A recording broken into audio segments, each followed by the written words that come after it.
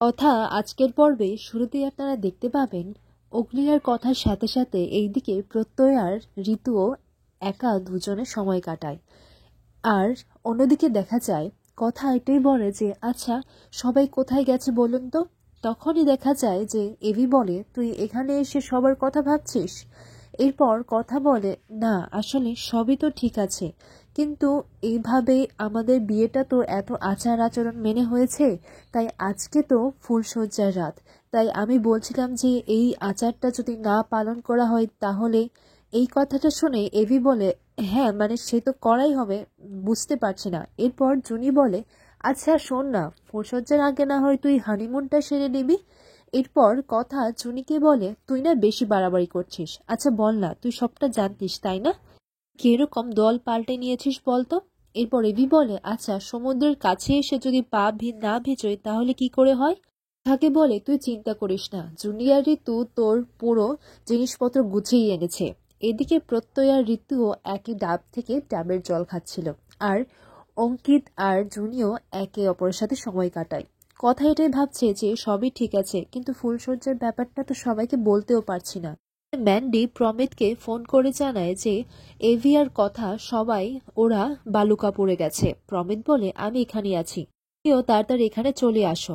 এরপর এদিকে দেখা যায় সনাতন বাবুর যে খুন হয়েছে সেটাই তদন্ত করার জন্য লোকাল থানার পুলিশরা এসে পড়েছে।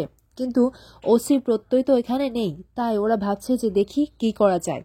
তখন এইদিকে এই খবরটা নিউজেও টেলিকাস্ট করা হয়। আর এই খবরটা দেখে কর্তা দাদু ভয় পেয়ে যান আর উনি শকড হয়ে পড়েন। সবার মনে একটা আতঙ্ক জেগে যায় যে হঠাৎ করে এই ভালো মানুষটার কি করে এমনটা হলো। কালকে তো উনি খুব খুশি ছিলেন, তাহলে আজকে এরকমটা কি করে হতে পারে। আর পুলিশও বাড়িতে এসে ওনার বিষয়ে জানতে চায়। আর প্রত্যয় বিষয়ে জানলে বলে যে ওরা তো ঘুরতে গেছে। এদিকে দেখা যায় কথা রেভির ফুলসজ্জার রাতটা স্পেশাল করার জন্য তারা বাইরেই একটা সুন্দর ব্যবস্থা করার চেষ্টা করছে। আর এইদিকে দেখা যায় যে যখন লেখা ফোন করছিল তখন ফোনটা কিছুতেই পাচ্ছিল না। এদিকে চিত্রা এই বিষয়ে শুনে বলে যে এটা হঠাৎ করে কি হয়ে গেল, আর ওনার খনি বা কে করতে চাইলো। এদিকে দেখা যায় এভি সবাইকে বলে দেখটা ও এখানে এসে সবাইকে খুঁজছে। আর শোন এটা কিন্তু নেটওয়ার্ক এরিয়া নয়, এখানে কোনো নেটওয়ার্ক পাওয়া যায় না। এই কথা শুনে কথা বলে যে আচ্ছা তাহলে বাড়িতে কিছু হলে আমরা কি করে খোঁজ পাবো। তখন ছোটকা বলে আর দুদিনে এসব কোনো বিপদ আসবে না।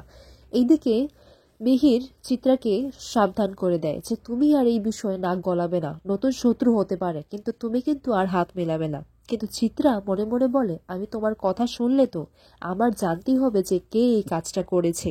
এদিকে লেখা বারবার ফোন করে যাচ্ছে কিন্তু সেখানে তো নেটওয়ার্ক নেই, তার জন্য ফোনটা কিছুতেই লাগছে না। এদিকে কথাকে সবকিছু অ্যারেঞ্জমেন্ট থেকে দূরে রাখার জন্য এভি মিথ্যে কথা বলে ওকে দূরে নিয়ে আসে, বলে যে ওদিকটায় গাছ আছে চল দেখবি। তখন কথা বলে অনেকটা দূর এসে পড়লাম কিন্তু কোথাও তো কোনো গাছ দেখতে পেলাম না। তখন এভি বলে তোকে আমার কিছু বলার আছে। এই কথাগুলো আমি অনেক দিন ধরেই তোকে বলবো ভাবছিলাম কিন্তু সময় পাইনি, কিন্তু আজকে আমি তোকে বলবো কথা।